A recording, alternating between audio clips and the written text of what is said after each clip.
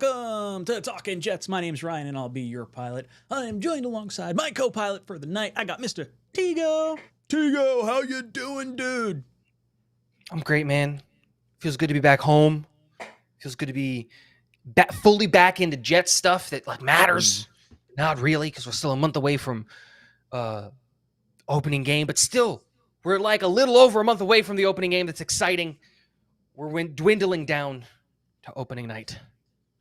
I am so excited. Tigo and I were there last year on opening night when the world came crashing down on all of us Jet fans. So we're here with you again throughout the night. For tonight, we'll be doing this till about 9 o'clock. Then we're going to hop over to my channel.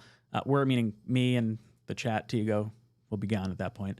But at 9 o'clock, we'll go over to my channel. We'll do the call-in show. We'll talk a little play caller action, stuff that's going on potentially behind the scenes here. But tonight's focus, we're going to talk a little bit about Joe Tippmann. Should he be the starting center? A little bit of our thoughts on things that have happened over the summer. A little bit of catch-up here. This is our first night back. Dom C is going to be back with us in 2 weeks. So I got Tigo hopefully the next 2 weeks. Tigo, you good for next week too? Yes, sir. All right, cool. And then, what was I going to say? Then we'll get into Tippmann, and then we're going to get into the tentative 53-man roster, or depth chart, should I say, that came out today. So we'll give our thoughts on where things stand at that point. So if you guys have any questions, feel free to throw them in the chat. You're more than welcome to super chat. If not, just throw a Q with a little dash or something, so I know it's a question. We'll pull it up. We'll discuss it and talk about it. But if you guys don't know, we do still have a handful of tickets left for the Talkin' Jets group by Week 4, Jets Broncos. Zach comes home to MetLife, most likely as quarterback 3. But if there's someone looking down on us and they say, okay, Zach, you're going to start this week. This is your revenge game. Your boy Ryan will be very happy because I want to see them absolutely get their piece of meat. That's what I want to see. That's what I would like to see. All right. So without further ado, let's get into our topic of tonight. And that is, should the Jets bring back Connor McGovern? Joe Tippmann's having a little bit of struggles in terms of the center position. His snapping has continued to be high. We saw that during last year's training camp, and we saw it during the regular season last year. It's one of the reasons why Aaron Rodgers wanted Connor McGovern to be the starting center for last year's team. So, Tigo, I'll ask you, what are your thoughts on Joe Tippmann and the high snaps that we've seen, and your thoughts on bringing back Connor McGovern? I think the first thing is we have to mention is that this is not news. This shouldn't be news about Joe Tippmann and his struggles in the shotgun. This was one of his scouting things that was going on. And that's why a lot of people had the center who ended up going to the Giants. I purge people's names once the draft is over. I forget his name. Schmitz. John Michael Schmitz. There it is. That's why some people had him, including myself, over Joe Tippmann, even though I thought Joe Tippmann graded out overall better, was because, Joe Tippmann operated specifically and mainly under center, with the quarterback under center, so he didn't have to do a ton of shotgun snaps. This is a skill set that he is going to have to learn if he wants to be an NFL center long term, and I think that he can learn. This is also why, if you ask Dom, this is one of the reasons why Dom always believed that Joe Tippmann would have been better served at right guard or at left guard, being one of the guard spots, because, then he wouldn't have to snap the ball and he could just do what he's really, really good at. All of that being said, I think Connor McGovern should be brought in. Not necessarily to take Joe Tippmann's job, because I don't know if that's really what I would do. But behind Joe Tippmann is like Chris Glazer and Xavier Newman. And I don't love that. And I think that Connor McGovern would be I think would actually push Tippmann for that starting job, but also is a veteran presence that could maybe help with that, because he's actually done it. It's different when you have an offensive line coach who hasn't been a center versus a guy who is a pretty decent NFL center. So I would bring him in regardless of the Joe Tippmann issues. Yeah, I think you hit the nail on the head. Regardless of whether you want McGovern to start or not, I think it just makes sense to have him in here from an interior offensive line depth.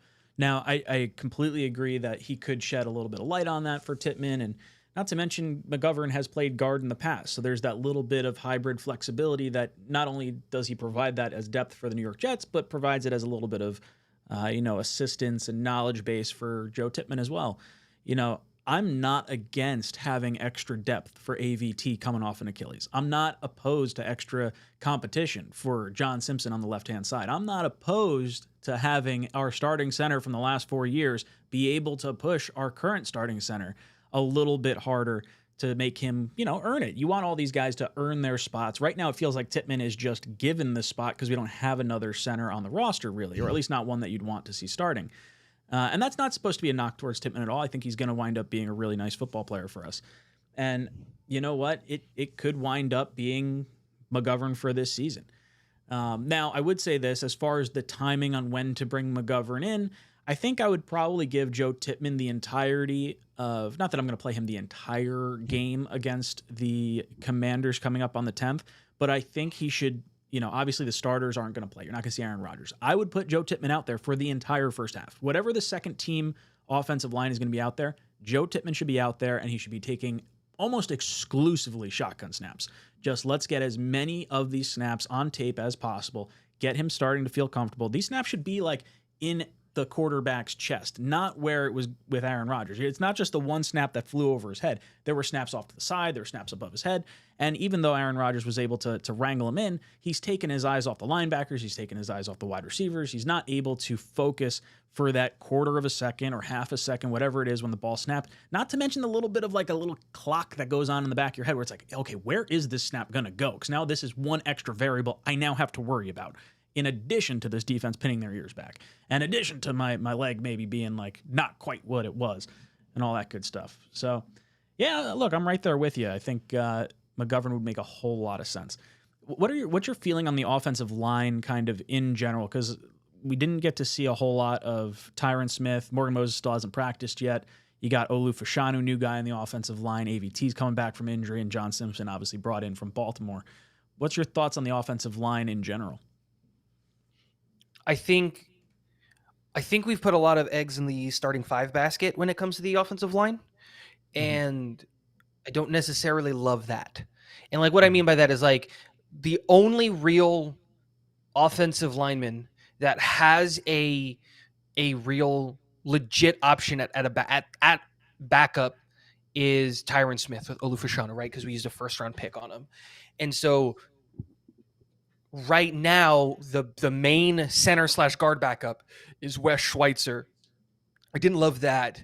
And I know that I am a big believer in guys like Carter Warren, and I'm starting to cool off on Max Mitchell. I just don't know if he's ever going to be able to recover from the blood clots. And that sucks if that's the case. But it's just like, knock on all the wood, if something happens, you're one twisted ankle away from Chris Glazer as your starting center. And that's where like my thing is like, I love the starting five. I think the starting five is probably one of the best offensive lines that the New York Jets have had in a long time. That being said, depth is king. And there were opportunities, and there still are opportunities to go out and get high quality backups. And we just haven't done that in a position which we've been devastated at the entire time Joe Douglas has been here.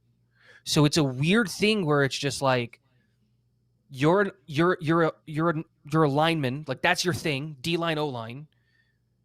But like Dalton Risner stayed out there way till after, and no one, we didn't even make a call. Like he would be such a good option if one of our guys went down, but we're gonna trust Jake Hansen and Wes Schweitzer. Like that's like McGovern's still out there. Greg Van Roten just signed with the Giants, or is going to sign with the Giants if he hasn't already. Like there are options out there that like we can bring in, and it's frustrating.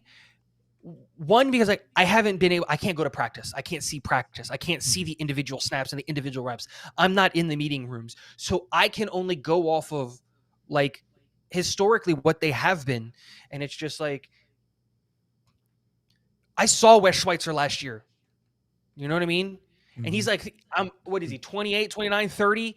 He's not at an age where he can still theoretically get better. He kind of is So what he is at this point. he is what he is. We know what he is. And I don't love what he is. And it's just like, we can upgrade that. Like, I'm not saying get rid of him. He's good depth. He can come in a pinch. But it's just this thing where it's just like, I'm still worried about the two places that we were all worried about before the draft. I'm still worried about after the draft, even though we've done big things to it, which is still the wide receiver room and the offensive line room. It's just still the two biggest places I'm worried about on this team. Now, Olu has said he's willing to play multiple positions across the offensive line, whether that's, exclusively left tackle, right tackle, or maybe that even means kicking inside. Is there any thought that maybe he could be some degree of depth across the offensive line? And I guess like Carter Warren in a pinch. I guess my thought process with Tyron Smith, like he's going to wind up missing a few games over the course of the season. We're probably going to plug in Fashanu for those games. 100%. But like, as long as none of these players are season-ending injuries, I feel like we have enough plug-and-play depth to maneuver outside of the interior of our offensive line. That's the part that kind of keeps coming back to me. So it's interesting to see how we're going to wind up having that play out. I see Jonathan in the chat. Jonathan says, question, when will the Jets get another wide receiver? I don't know, but this is something I was talking about at camp, and I'm curious to see your thoughts on this. So Tariq Cohen up and retired. This guy's done playing football now, which sucks because I thought he was definitely going to make the roster unless the Jets told him like, hey, look, we're going to have to, roster 𝐒𝐿𝐫 because we drafted him last year, sorry. Like that would suck. Maybe that's why everything went down. I don't know. But I do think obviously our first is going to be Breece, second's going to be Allen, third's going to be Isaiah Davis. What do you think about Malachi Corley being the fourth running back and the Jets trying to bring in another wide receiver? Because I don't think 𝐒𝐿𝐫 Abanikanda has earned that fourth running back spot yet, and I'd rather keep another versatile weapon and add another receiver at some point. What's your thoughts on that and the running back room, I guess, in general? Don't love that idea with moving Corley to the backfield. I would just say just carry like 3 running backs. 4, because what they did with him, they've moved him from wide receiver to running back in some motion plays. So there is some thought with him, even just blocking. It may not be a formal like running back. Like he may never actually line up and take running back snaps. I'm just saying from like a depth chart management perspective, kind of the same as like Ruckert playing at the fullback role potentially and like saving a roster spot. If that is what you're saying, then I understand that. Totally on board. I wouldn't ever even entertain the idea of liking that, like you said, if you motion him into the backfield, that's why we got him, right? Is he is a running back converted to wide receiver, and so he has that versatility. So think how San Francisco likes to use Debo. Like Debo motions into the backfield and he'll line up on the other side of Christian McCaffrey and they'll hand the ball off even to Debo. Debo is a wide receiver, right? Like through and through, like that's his job. So on that aspect, I get what you're saying. My biggest concern right now is I think we've waited too long at this point. Like what's available out there that is going to make the wide receiver room better that isn't via a trade? Like I know Hunter Renfrow is still available, but he's been dealing with injuries. Does that really shake the wide receiver room up? Maybe, but like he's going to want relatively large-ish money.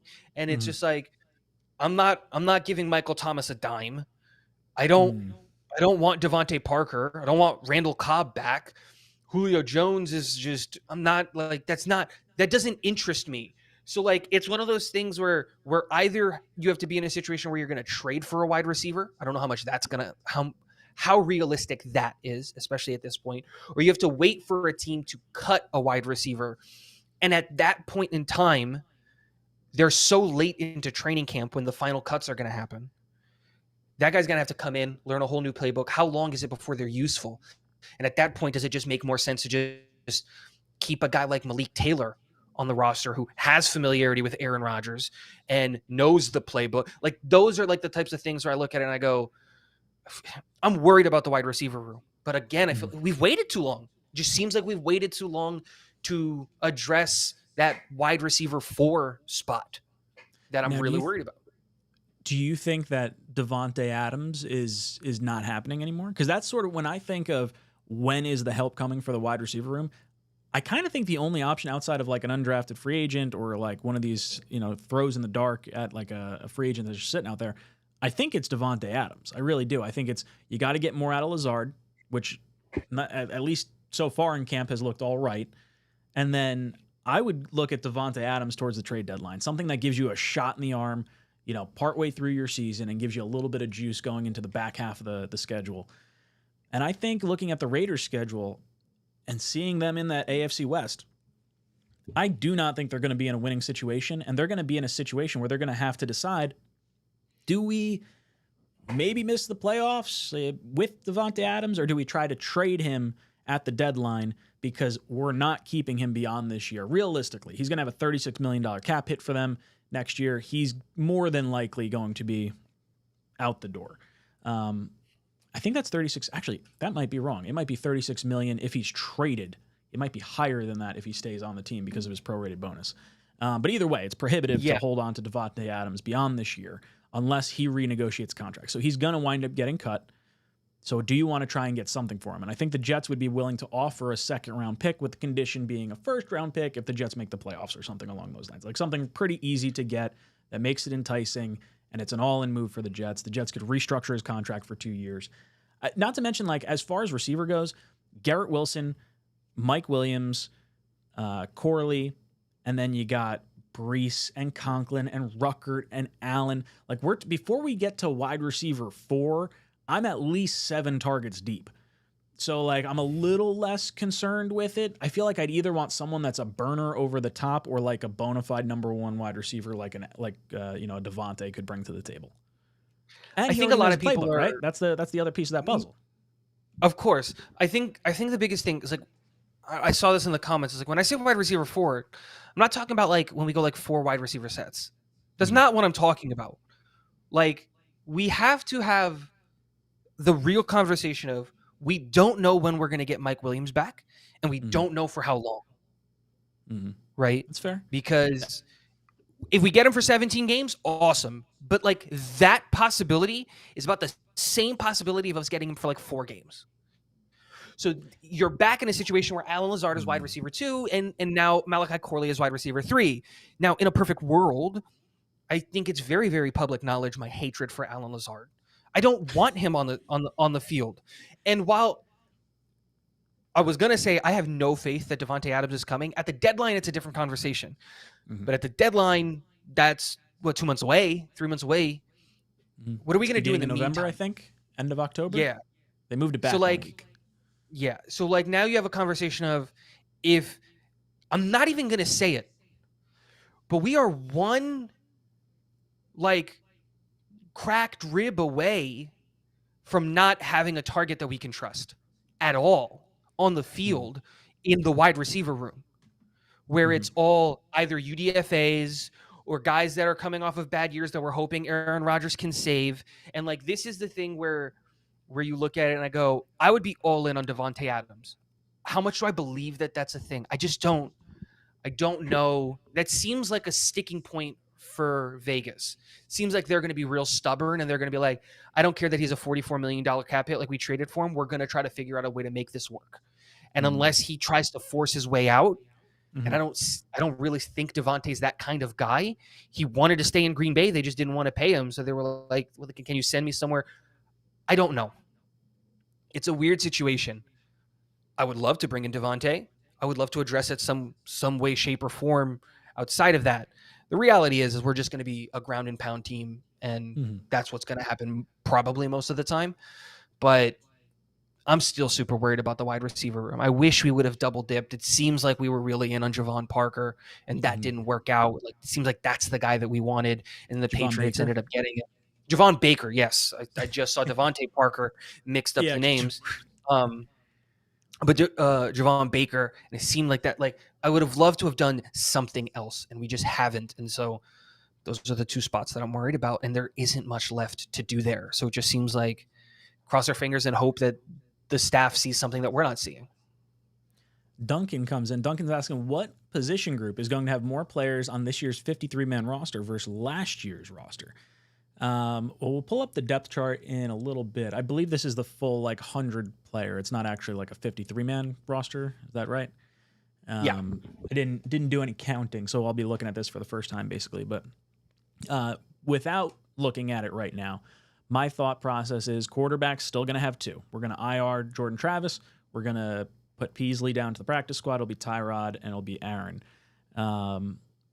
I don't know if we carry a fullback. I know we just signed Frisker or whatever after cutting Bawden. I would like to go no fullback, and I would like Ruckert to be that kind of role in place of an actual fullback. Not to mention Isaiah Davis and Braylon Allen both feel like they can block in front of Breece if they needed to. I would rather go the bigger bodied route, and I think that may be why they double dipped in the running back room, midway through the draft. I don't know how many players we kept last year on the defensive line, but it feels like the defensive line is a very deep crop this year, where even though Mr. Carcucci board, Tanzel Smart, made it last year, I don't think he's going to be around much because of some of the undrafted guys, whether that be McGregor or the kid from Miami or Leonard Taylor. Yeah, Leonard Taylor. Dude, there's a lot of good guys. Tack McKinley's balling out. It's definitely a very deep defensive line room. So I would say that's probably where we're leaning. I think we carried 9 offensive linemen last year. I know Douglas had mentioned in hindsight, if I could have carried 1 extra, but I don't know if we have 10 offensive linemen we're going to be falling over to try and make work. Is there a position group in your mind before we look up at the depth chart where you think we might be a little bit heavier? Offensive line. And the main reason is because at the beginning of last year, Carter Warren was on the IR, and we're going to carry Carter Warren. Mm-hmm. So that would be my guess. Would be our start 5, and then you go Hansen, Schweitzer, Glazer, Warren Mitchell. I think you carry 10 because you're not going to carry the fullback. You're probably only going to carry 3 tight ends. You're not going to carry the extra quarterback. You're those are the things where conversationally you're going to have on that front. Because didn't we start the 53 last year carrying 3 quarterbacks? No, we did not. I could have swore we did. Yeah, it was Zach and Aaron, and then practice squad was not Simeon. Who's the other one? No, I forget his name. I don't care. Yeah. I purged it from my memory for a reason, friend. Yep, you gotta have it. You gotta have a short-term memory when you're rooting for this team. Snowball pops in. Snowball's saying, "Who do you think will be calling offensive plays initially? We know Rodgers has final say." So this is something that I took note of at the green and white scrimmage this past week, and it's something that's going to be the focal point of my call-in show later on. And that's the play calling responsibilities. Todd Downing during the green and white scrimmage called probably about 75% of the plays. Definitely for the starters. Hackett did call a few plays. I don't really remember if he had it during the third first team series or not. And I believe Rodgers handled the entire 2-minute drive, which was the final and 4th drive. So if you're looking at the Jets starting offense, we had drive that went into the up to the 8-yard line, 2nd down and 8 from the 8-yard line. Tippmann snaps the ball over Rodgers' head. Rodgers gets the ball back inside the 10. They kick a field goal. The next drive, Rodgers gets us into the red zone.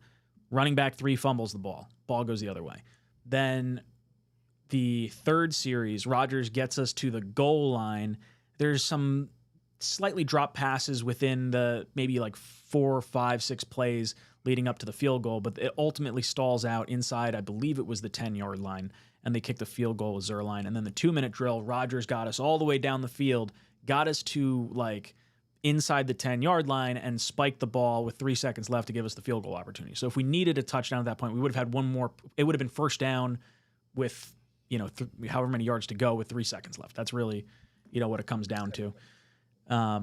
So from a play calling perspective, it seemed like Downing was doing all right. But I think whoever the play caller is, I just trust Rodgers to know the right and wrong based on what the defense is showing. Yeah. Yeah, I think there's no... To just be real, ultimately at the end of the day, it doesn't really matter who the play caller is. It is the audible is what's going to win us the game. It sucks to be in that situation where it's like, oh, the quarterback has to do everything, but like that's why you trade for a guy like Aaron Rodgers, is because well, he just knows more. Yeah. He's on the field, he knows what's to do it, and he's just as smart, if not smarter, than any of the guys in, especially on our offensive staff. So it's one of those things where the last word is his, and that's who you want to have the last word, especially on the New York Jets right now. Yeah, the guy with the ball in his hand that's won multiple MVPs feels like the right person to be able to make that call. So I am right there with you on it. So we'll have to wait and see. I do think Downing's going to wind up taking over play calling responsibility, but it might be one of those things where it's like, hey, Downing's going to call the first half of this preseason game. Hackett's going to call the second half. Then the next game, it's going to be Hackett for the first half, and it's going to be Downing for the second half, and they're going to kind of figure it out. I think they may not fully know it. Last we heard, I believe it was early in the offseason, was that we were looking for an offensive play caller to assist. And Downing has called plays in the past. So that's kind of where some of this comes from. I don't know if the Jets had actually like made that public. I didn't see anywhere that Downing was calling plays of the green and white. So I don't know if people are like, what the hell, Ryan? What are you talking about? I wasn't able to find it because I tried to find it before the show started. And I have this question that like maybe you'll be able to answer. I guess you can, which is I'm assuming that Hackett was on the sideline. Yep. Yeah, Hackett was on the sideline. I noticed. Do we know if that's the plan full time? Is for him to be on the sideline, or is he going to go back up to the booth? Because he wants to be in the booth. Yeah, I mean there was no booth. Right, he came back down for Zach.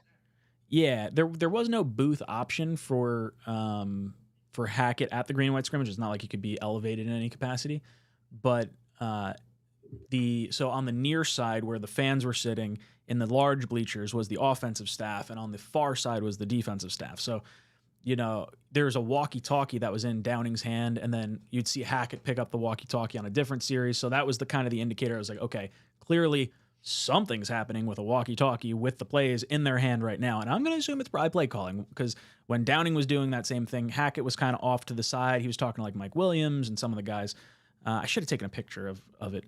But yeah, no, it was interesting to kind of see that dynamic. And I would think if Hackett wants to be up in the booth and Rodgers is fine with him being up in the booth, I don't see why you couldn't see Downing on the field and Hackett in the booth, or maybe Hackett and Downing both in the booth if they like that. Then it could be like a little team wombo combo of play calling. That's because that's where my mind went to kind of immediately, where it's just like, is all of this to just try to get Rodgers comfortable with having sideline conversations with Downing so that Hackett can go back up to the booth? His best seasons as an offensive coordinator was when he was in the booth. He was in the booth with Jacksonville. He was in the booth with Green Bay. Like, that is clearly where he feels comfortable, is up there. And Rodgers doesn't need the play-by-play, here's the Microsoft Surface conversations that Zach needed. He is 40 years old. Doesn't need his hand to be held.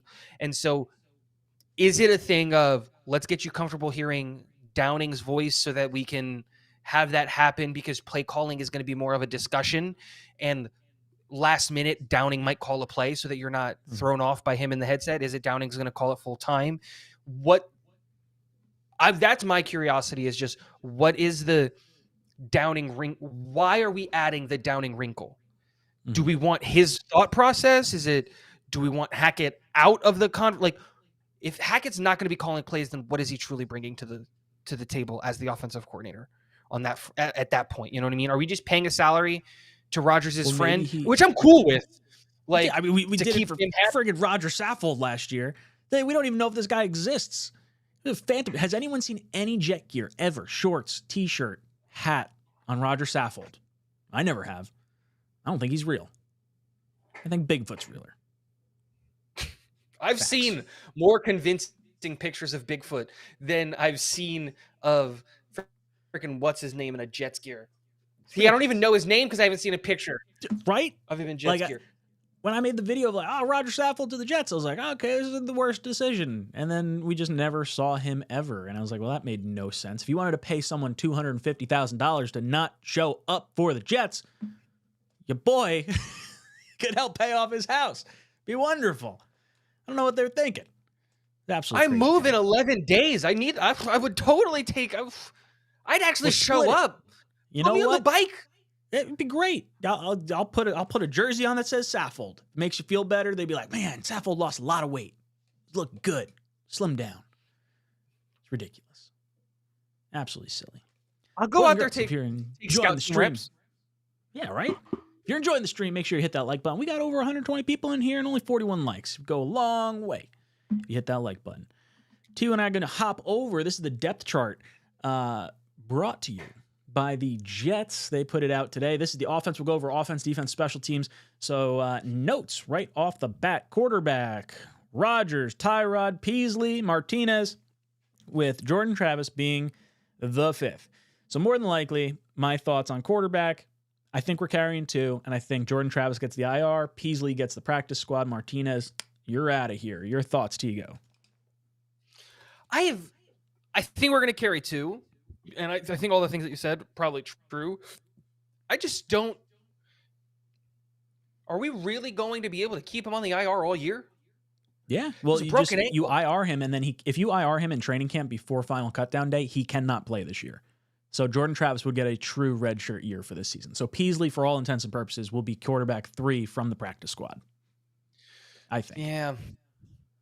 See, that's interesting to me. I'm not that I'm. I don't want to see Jordan Travis on the field. I don't want to see Tyrod Taylor on the field. That's not what I'm saying. It's just obviously like he's like, if we IR him and he's gone for the year, because you might know this answer, can he still practice with the team? Can he still run drills? Like nothing. He's off to on his own. See, that's the thing that I'm not a fan of. I think he's with the team, but he can't actually practice. I think he's allowed to like work out and like I'm not sure about meetings and stuff. The real bulk of practice, though, for someone that's going to be quarterback 3 is going to be in training camp anyway. You're not really going to be getting many reps as a backup quarterback in the middle of the week for game planning. And honestly, if we get down to quarterback 3 anyway, I'm handing the ball to Brees on every friggin' play.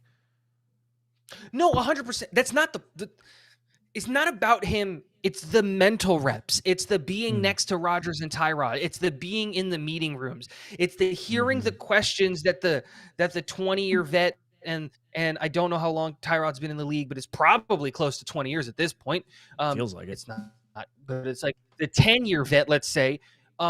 It's being able to hear all that stuff. I'm not a Jordan Travis guy. I wasn't, and I'm still not. So like, I don't necessarily have a ton of faith in him, but I do want to give him every opportunity in the world to disappoint me. Like I want to give him everything that he can. So that's where I'm like a little bit interested in it, which is just like, yes, I'm focused on let's go win. Let's go do the thing this year. Just go do the thing this year. But also like you used a pick on this kid. We traded down to then trade back up for this kid. Let's get him in the meeting rooms. Let's get him on the sideline with the headset on. Like I want him to be a part of that process for his own development, if that makes sense. So that to me is one of the more interesting things that I'm going to be conversation that I'm going to be very interested in. I agree. I think if he can be a sponge, even if he can't practice, but he's just there, like he's a body, he can get Aaron Rodgers' water or whatever. He's a sponge the entirety of the regular season. That I'm not entirely sure, but I do know he's not allowed to practice. So that's kind of, maybe it's a gray area where it's, hey, you just can't pick up a football, like just hit the weight room, be in meetings, that sort of thing. But yeah, I don't want him to throw a football. I just want him to be a sponge. That's it. Have a headset on, be on the sideline, be able to hear every conversation. You should be attached to freaking Hackett's hip on practice. That's where he should be, so that he can just hear every conversation that him and Rodgers are having. Period. Completely agree. Let's move over to wide receiver. Obviously, Garrett Wilson, and then they have Xavier Gibson in the slot with Allen Lazard on the outside. Allen Lazard, obviously, in place of Mike Williams. Mike Williams still not able to practice, so we would envision Mike Williams going up to wide receiver 2 in place of Lazard. Lazard gets bumped back a little bit. But what are your thoughts on Xavier Gibson over Malachi Corley? Any thoughts on that? Not really. Can we also do we also remember Michael Carter was running back 1 when we drafted Brees in the second round, and Garrett was Sauce wide was a receiver backup, 4? and Yeah. Tippmann was like Sauce third is, string O-line. yeah, this is the whole hey, no one's going to get their job given to him, you got to earn their job coach thing. And that's what this depth chart exists for. I look at this more to see where they see the players, because in the first depth chart, Wilson was in the slot. His first ever, he was the backup slot. I don't know if you remember that. You know what I mean? I did not know that. So he's not there now. Corley is the backup slot. So it's these types of conversations and these types of things where it's just it's very interesting to see, Jake Hansen is considered the left guard backup over Wes Schweitzer. Wes Schweitzer's on the right side. Those are things where I look at it and I go, where do they see these players positioning? Yeah, I feel like there's definitely a little bit of gamesmanship there. I get Malik Taylor being behind Garrett, and then after that, it's, a crapshoot at that point. Brownlee, I don't know if he winds up making the roster unless Williams isn't healthy at the end here. And then Irv Charles is obviously a special teams guy. I think we're going to lean heavily on our key special teams players given the change in the kickoff rule. So I agree. I think Gibson being in wide receiver 3 right now, starting, slot or whatever, I don't think that's going to hold. I do think Corley's going to wind up being that position. And I think Gibson will be, returner gadget guy that's going to back up Corley. It's just their way of showing you have to earn it.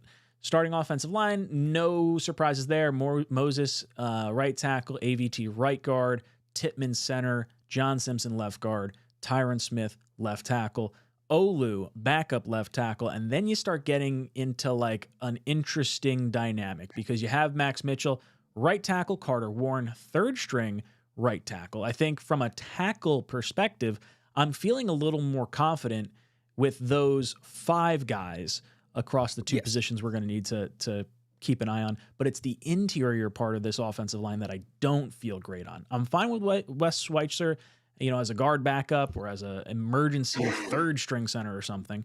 Admittedly, I did not keep a close eye on Chris Glazier snapping the ball.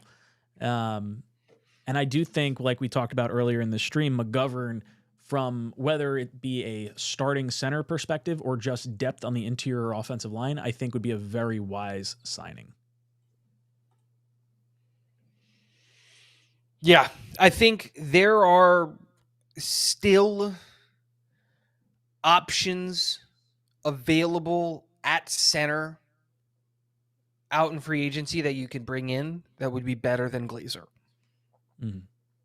And that's, I think, a big sticking point for me. Also, like you said, with the 5 tackles, I like all 5 of our tackles. If I'm being honest, I'm still an optimist on both Max Mitchell and Carter Warren, even though, like I said earlier, I am starting to cool off on Max Mitchell. But I do think that, like you said earlier, the flexibility of, or at least the willingness to be flexible with Olu, and we've seen Max bump inside and take guard reps. You have to assume that Carter Warren would be more than willing to bump inside and take guard reps. I think that's really where our depth is. For the interior of the offensive line is just our offensive tackles sliding inside. I think that's more likely to happen than if somebody does go down, us putting in one of the offensive guards that's actually listed here. The only one that I think would actually go in would be if something happened to Tippmann and we don't have somebody. I think Wes would come in over Glazer. I feel pretty confident. That's the only one that I would say. Yeah, I agree with you on that. Another thing that I'm just noticing here is the tight end position. You got Tyler Conklin at tight end 1, then Zach Kuntz as tight end 2, and Fersker as tight end 3. There is no Jeremy Ruckert on here. I don't understand. 2 tight end set. Where's the other tight end on here? Oh, it's up under top. Garrett Wilson. Dude, I was getting all confuzzled. Okay, so we got Conklin, we got Ruckert as our 2 starting tight ends. That makes way more sense. And then Kuntz and Yeboah. Do you think we carry those 4? I think we carry 3. That's kind of where I'm thinking too. I think we're going to wind up. So I guess which one do you think doesn't get carried? Kuntz.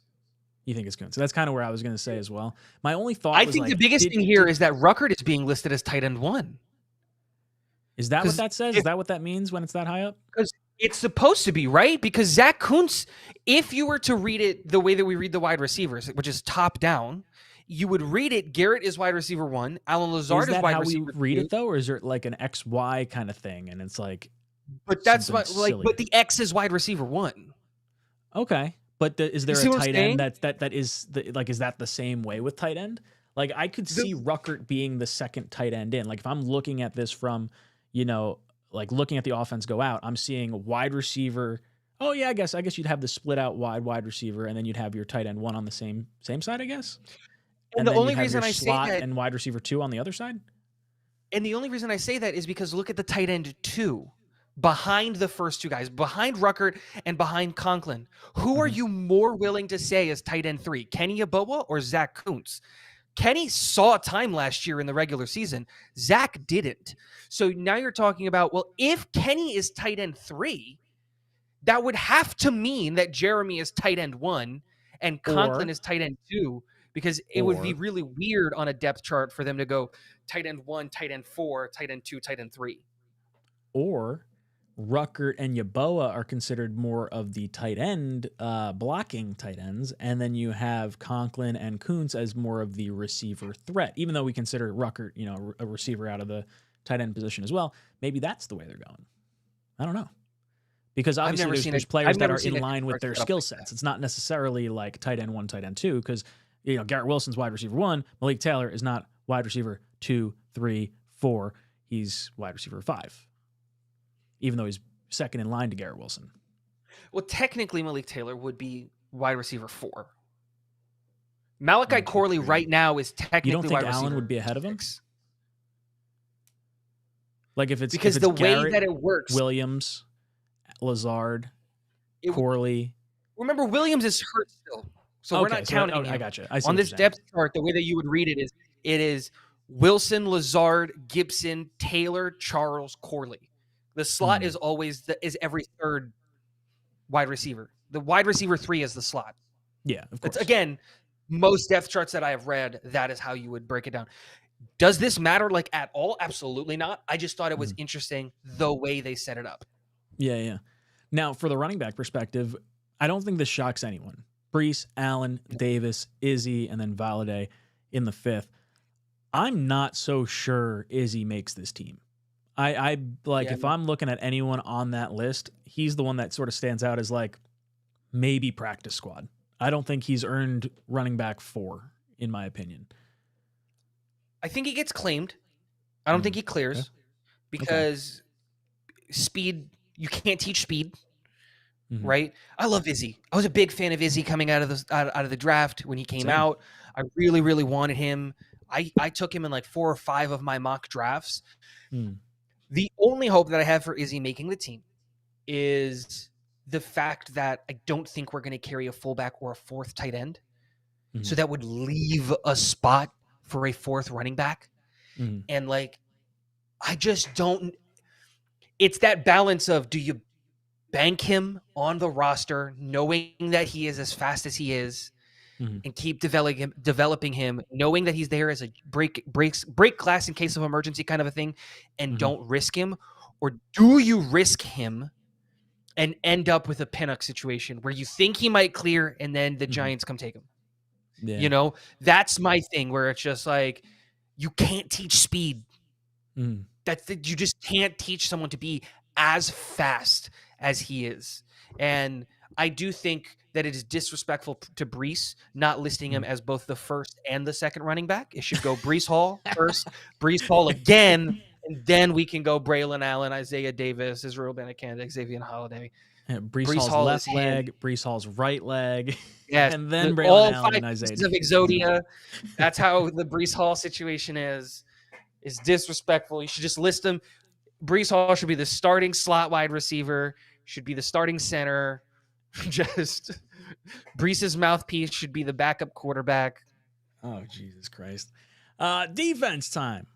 All right, let's see if we can get this straight. So they have Jermaine Johnson and Michael Clemens as our 2 edge rushers. Obviously, Hassan Reddick isn't at camp right now. We would all envision Clemens getting the bump back, with Hassan Reddick being the starter opposite Jermaine Johnson. And then your starting defensive line comes out to be 𝐒𝐮𝐬𝐽 Williams and 𝐓𝐢𝐿 �គِnlow, which I love. I think that is a very good defensive line. And then in a second defensive line, you've got Will McDonald coming off the edge as your speed rusher.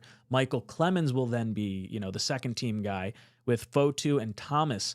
That is a very good rotation. And even Takk McKinley, who's been balling out, I think he is a lot of fun to have on this team. I think he is going to make this team. I think he's going to be one of those at least 9 guys. And then you're sitting in this weird spot. Do we know if Jalen Holmes is like out? Like, did he have a serious injury? I know he got carted off, but I didn't see what his actual injury was.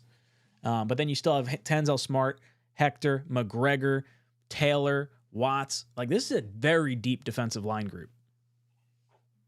Super, super deep. And like you said, this isn't even including the fact that Hassan Reddick isn't at camp. He's still sitting out. And like, side note, my expectation is that we probably get that done within this upcoming week, just for both camps. That you have to get to a point to where you're both gonna bite the bullet and have to do something. He can't keep getting fined. We can't keep keeping him out of camp, and all of that stuff.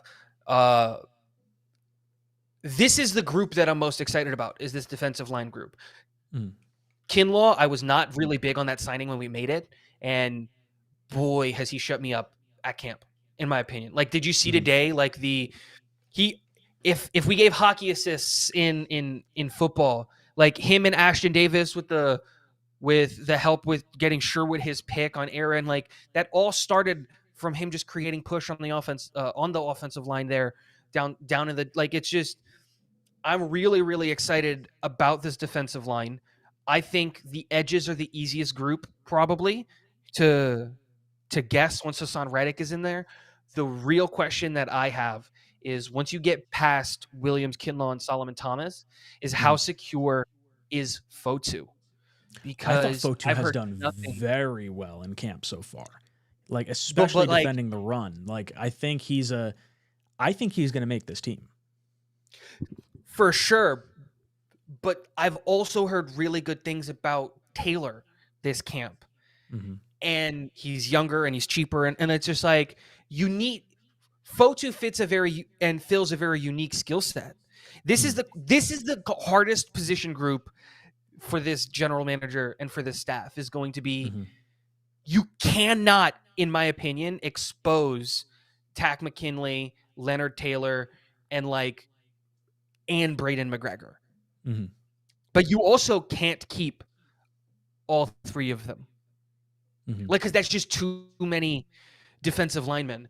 And then I think Watts can clear, and I liked what he's been able to show. He's a really cool developmental piece. Like, there's so many.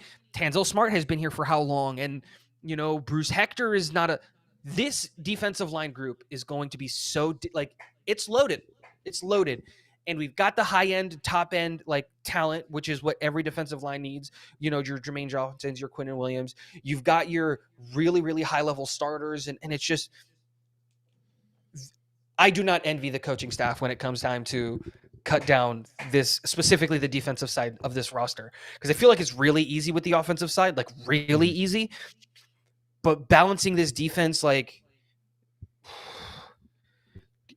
it's going to be, Brick is going to have to eat his Wheaties in the morning, because he's going to have to put freaking Saleh in a headlock, Joe in a headlock, Hackett in a headlock, to be like, give me more guys. You don't need 3 running backs. You have Brees. Just don't carry. Who needs 10 offensive linemen? Carry 8. I need more defensive linemen, because this is going to be so hard to manage all these guys. Linebacker wise, I like Sherwood, Mosley, Williams as the 3 linebackers they list as starting. I'm curious to see if we wind up running a lot of the 2 linebacker sets again with CJ and Quincy, but I think Sherwood has played really well. And then obviously it sounds like the team likes Barnes and Surratt. And then after that, I'm lukewarm on any of the other linebackers. You don't have to keep them in my book. You can, bring in whoever at that point. Any thoughts on the linebacker room? We're keeping 5, and it's the 5 that you listed. I haven't even learned how to pronounce the other guys' names, because I won't need to. Yep. I'm gonna do the thing that I'm just gonna call them by their numbers when it comes time to make the videos on them in the preseason, because they're not gonna be here that long. I've rememorized all the other linebackers because they'll be here, but like Sam, insert however you pronounce his name, He I don't care didn't about it. They're last not the gonna be here. entirety of last year, I think, because I'm pretty sure we got him towards the end of training camp. It was like him and one other linebacker, I think, at the time. I believe he came. But you have Was to, he the Miami guy? yeah, but you have to remember, Surratt got hurt the final game of preseason, That's true. So he may not have been right? Like held it on was to at like that one of those point. things. Surratt is the new Break Glassman for us. Yes. If he can stay healthy and if he can stay on the field, dude's got something. I don't know what, but he's got something. But he just can't stay healthy. And it's just, we have one of the best nickels in the game. We're going to run a ton of nickel. Don't see why we're going to carry 5 linebackers. Michael Carter Stud. is a stud. So cornerback room. Michael Carter, Sauce Reed, lockdown, best secondary cornerback trio in the league, bar none. Then going to the second rung is interesting. I really like Stiggers a lot. He is balled out all camp. He's definitely making this team. 𝐒𝐬𝐫𝐢𝐻𝐿, I think, this will be his final year, and then he'll be out. And then, maybe Stiggers has enough to be the opposite Sauce Gardner next year, because I don't think Reed winds up coming back after next year. I guess the interesting part for me, Isaiah Oliver shifting over from nickel to safety as opposed to being the backup for Michael Carter. I kind of figured he'd be that de facto Justin Hardy special teams role and Javelin Guidry backup nickel. Any thoughts on the depth portion of our secondary? Not so much the starters, I guess. I think the 2 biggest things are what you mentioned, one of them, which is Isaiah Oliver at safety instead of nickel, but it's also JBC at cornerback instead of safety. Those 2 being flipped, that puts a wrinkle in my brow is into how they might be looking at this group and all of those things. I disagree with 𝐒𝐬𝐿. I think 𝐒𝐬𝐿 is staying on the team. I think even if After this Stiggers year, is, you let's mean? say, the starting, I think he I does think make he the gets team for extended. this year. You think he stays No, on? I'm Because he's talking in the about last year of beyond his this deal. year. Beyond this Yeah, year. I think he stays beyond this year. You can't keep both Carter and Reed. I think we're going to end up keeping Carter because he's cheaper than what Reed would be. And then you have an open battle going into camp of Stiggers, 𝐒𝐬𝐿. May the best man win.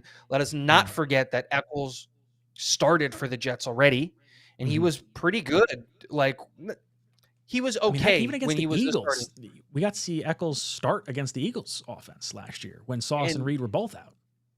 And like, that's my thing, which is just, we know how much JD and this staff loves their project guys and keeping them around. And I don't want to get too far ahead in terms of like the safety room, but like the safety room is a perfect example of project guys that we've kept that everybody thought we should have gotten rid of, and we were all wrong, especially on the defense. Like, how many of us wanted Solomon Thomas gone, and now we were like, how are we going to bring him back? Like, they keep their project guys, and it works on the defense. It's a different mindset. We have to get in a different headspace with the defense, because unlike on the offensive side, where generally speaking, we know more than the offensive coaching staff, the defensive staff knows more than us. They've manufactured the best defense in the NFL. I'm going to defer to whatever Brick and Saleh want, specifically on defense. So that is interesting to me, because I don't think they give up on Brandon 𝐒𝐬𝐿 after spending 4 years developing him. I used to call him the DJ Reed replacement. Like, that's what he's being groomed for, is to be DJ's replacement. Stiggers is just a wrinkle in that, because I don't think anybody expected him to be this freaking good. I know, That's it's exciting. it's wild how electric he's been. It sucks too, because like, I love DJ Reed. I would love to find a way to hold on to him. The sad fact is he's just too good. He's going to get paid a fat contract, especially with Michael Carter up. Michael Carter will just be cheaper. From a safety room perspective, I love Clark and Adams as the starting safeties. I would love to see Ashton Davis rotate in as the third safety consistently throughout the season. The guy just like consistently makes plays. I'm so glad we have him back. And then Isaiah Oliver, beyond that, I don't really I don't know what to expect out of the safety room, and I think I'm pretty happy with that. Any thoughts on that before we pop over to special teams to round this out? No, again, the whole thing I was saying is just Ashton Davis. If we go back to the video that's been circulating about Jamie Sherwood's interception, he gets the secondary assist, if we were in hockey terms, because he gets in the way of the pass catcher, giving, which I believe was Jeremy Ruckert, like in there stopping him. So we're going to see a ton of Ashton Davis this year. I think Ashton Davis is being kind of groomed to be if there's 2 tight end sets, instead of bringing in Sherwood, bring in Ashton. Instead of going to 3 linebackers, you go to 3 safeties. And because you can just, we got to find ways to get Ashton Davis involved, because he's just always around the ball. And he has a legitimate opportunity, in my opinion, to be the starting safety for us next year. And I think you're going to see, you might be able to see that. Hype says Eccles has too many off the field issues. He's a goner. He did have that car accident where I think he almost killed someone, if I'm not mistaken. I don't remember the exact details on it, but it was not very good. So that's entirely possible. Marcus May wound up having that Dewey after we signed him to the franchise tag, or I guess we tagged him and then had it. Maybe he didn't tell the team, whatever it was. I remember that being a point of contention. So maybe there's something there with Eccles as well. Special teams wise, no secret, Zuerlein, Morstead as the place kicker and punter, respectively. Hennessy as long snapper. Those 3 make perfect sense. The kick returner, punt returner situation. Xavier Gibson, I think that's where a lot of people thought this would start. Isaiah Davis as second is interesting to me. I do think ultimately Malachi Corley will be the first guy in kick returns and punt returns, with Xavier Gibson being second and then Isaiah Davis being third. But what is your thoughts on the way they've listed punt returner and kick returner here? When I saw this is what made me really come to realization that I don't know if 𝐒𝐫𝐫 makes this team. Because there doesn't seem to be a reason, at least in my mind, or any excuse, without there being something that we don't know, whether he's not paying attention in the meeting rooms or, he's texting, whatever. Like, 𝐒𝐫𝐫 has every skill set on the planet to be the second backup punt returner, kick returner, especially with this new rule. And to see Isaiah Davis and Malachi Corley being listed, and even Brandon Cordrington, I don't know who that is. Codrington. Yeah. How do you not know him? No, I don't know him either. It's all right. I said his name once or twice, in a video. That's about it. That, to me, is the biggest tell. But honestly, even be 5th, or was that 5th and 6th? But that's what I'm saying. What that is? Do they have? There's a 5th. Isn't Tyler Harrell another player? Isn't that? Oh my gosh, yeah. They did 5th and 6th in one column, right? Yeah. Interesting. He's not even listed, at all. I think that this is a sneaky battle that we're gonna have to pay attention to, is punt returner, kick returner, because outside of the miraculous game-winning punt return, kick return, punt return, kick return, whatever it was, return in the first game, he was really shaky all year. And I haven't been, because I live in Florida, I haven't been to any practices to sit here and watch him catch balls from kickers and stuff to know if he's fixed the butters and all that stuff. But that to me is a spot where I'm secretly really, really interested in, is watching that, because I'm like, doesn't that seem like a role that's perfectly fit for Malachi Corley, especially with the new, specifically for kickoffs? You meant no. I meant Corley. Oh, Corley. Well, yeah, I think Corley starts. I think Corley will start. I think it's going to be one of those you got to earn the spot kind of things. But I think Corley will be the number 1 starter there. Because that, the punt return, giving that to Xavier Gibson, cool. You want speed in that role, but the new kick return with, it was honestly the only reason I watched the Hall of Fame game, was to just watch the new kick return. That was it. I didn't care about any of the players on either team, and it was interesting, because it does seem like, I don't know if speed is the answer for the new kick return rules. Dude, I think when we're in a must-have-it situation, I'm putting Breece back there. If we find out the injury risk is slim to none for a kick returner, I'm putting my best friggin' weapon back there consistently because that's just one extra touch this guy gets to rip through a line. And that's not even like a stacked line. That's like one line across. So he's putting his foot in the ground. That's what I'm saying. Like I want like my best runner. Guy to be the guy who's hard to bring down. Yeah. That's the guy who Corley powers fits through that a bill tackle. well, where your offense isn't totally predicated on him, but like has the skill set. So it kind of like, playoff situation, Breece might be your guy, but like run of the mill, everything else, I think Corley's a good pick for that. All right, boys and girls, we have reached the end of our show. We're going to be going over to the call-in show over on my channel. 𝐒𝐲, thank you so much for filling in for Dom. You'll be here next week. Anything you got going on? What do you want to say to the fans out there? It's good to be back. Guys, I swear, we'll be making content real soon. I spent 20 minutes telling Ryan about what was going on in my life. And it has not calmed down. But we move into the new place in the middle of this month, and I am totally ready to kick off this season. I'm going to be making content regularly like I was last year. Just life is hectic. I love it. Boys and girls, don't forget to get your tickets to the Talkin' Jets Week 4 extravaganza at TalkinJets.com. We only got a few tickets left, so if you want to get in on it, you got to get in on it now. Link is pinned in the live chat. But I will see you over on the call-in show. This is, what's this show? Talkin' Jets with Ryan and 𝐒𝐲 tonight. Jets.